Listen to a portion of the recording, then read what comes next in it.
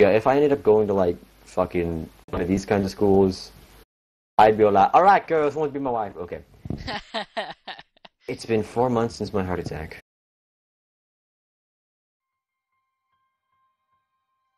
Whole time, I can probably count the times in the hospital room. 4 months is a pretty long time when you're left alone. I've had plenty of time to come to terms with my situation.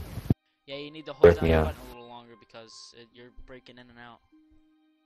I don't actually push a button, but okay. Oh, alright. Strange world, a foreign alien one that you don't want to be in the same room with. Rare condition. It causes the heart to act erratically and occasionally beat way too fast. It can be fatal. Apparently, I've had it for a long time. But it was a miracle that I was able to go on so long without anything. Is that really a miracle? It's supposed to make me feel better, more appreciative of my life. But he didn't do anything to cheer me up. My parents, I think, were hit harder than he had 2 hemorrhages. I already had a full day by then to adjust everything. Them, it's all fresh. We're even willing to sell our house in order to pay for a cure. Of course, there isn't a cure. That sucks right there. Yeah. I'm trying to do like a depressed, kind of like cynical voice in this. I don't know how well it's working though. Because of the late discovery of this condition, I had to stay at the hospital to recuperate from the treatments. When I was first admitted, it felt as if I was missed. For about a week, my room in the ward was full of flowers, balloons, and cards. Visitors soon dwindled, and get-well gifts began trickling down to nothing. I realized that the only reason I'd gotten so many cards and flowers was because sending me the sympathy turned into a class project.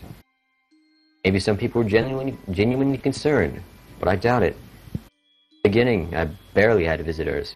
By the end of the first month, only my parents came by on a regular basis. Yeah, well, that sucks even more because a class project just goes like up the hill rapidly and then down the hill the same way.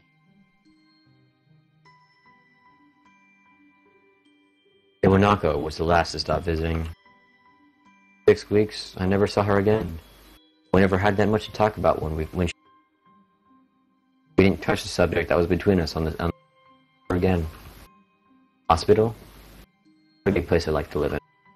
Doctors and nurses feel so impersonal and faceless. I guess it's because they're in a hurry and they have a million other patients waiting.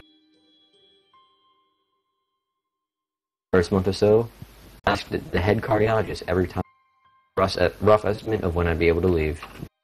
He never answered anything in a straightforward way. He told me to wait and see if the treatment and surgeries worked. So, I idly observed the scar that the surgeries had left on my chest slowly changed its appearance over time, thinking of it as an omen. I still asked my head cardiologist about leaving. My expectations are low enough now that I'm not disappointed anymore when I fly. The way he shuffles around the answer shows that there's at least some. At some point I stopped watching TV. I don't know why. I did. Maybe it was the wrong kind of escapism for my situation. I started reading instead. A small library at the hospital, though it was more like a storeroom for books. I began working my way through it one small stack at a time. And then I would go back for more. That's what she said. I found that a lot. Aha! I see what you did there. Oh god, I hiccup. Alright. Yeah. I found that I liked reading. I think I even became a bit addicted. Started feeling naked with a book in my hands. Oh, same But I thing. love the stories. No, it wasn't. Oh, no, that wasn't that, she said. Well, it's not. That was what my life was like. It. Days became increasingly hard to distinguish, differing only by the book I was reading, the weather outside. It felt like time blurred into kind of trapped inside. A week could go by with a reading.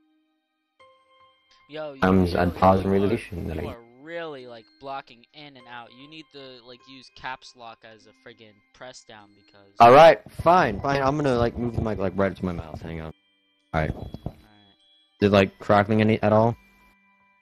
Yeah, it's like going in and out every now and then when you're reading. Alright, is it cracking like at all right now?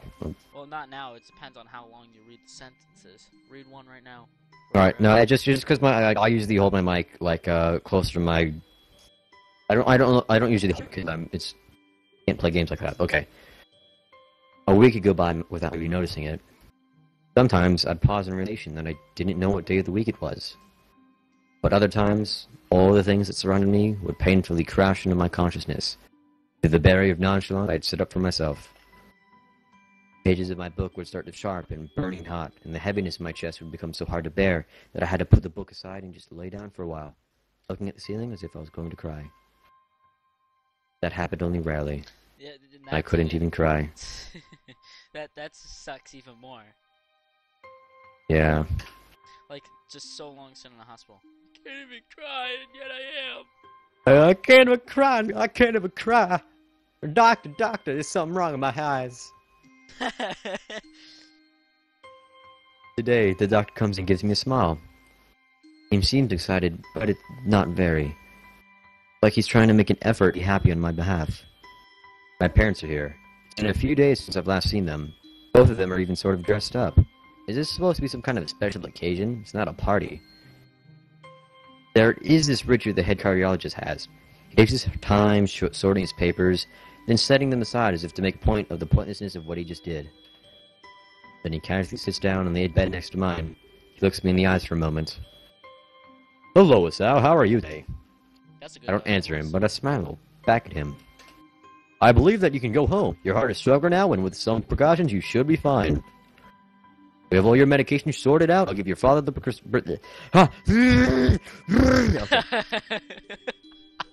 We have all your medication sorted out. I'll give your father the prescription.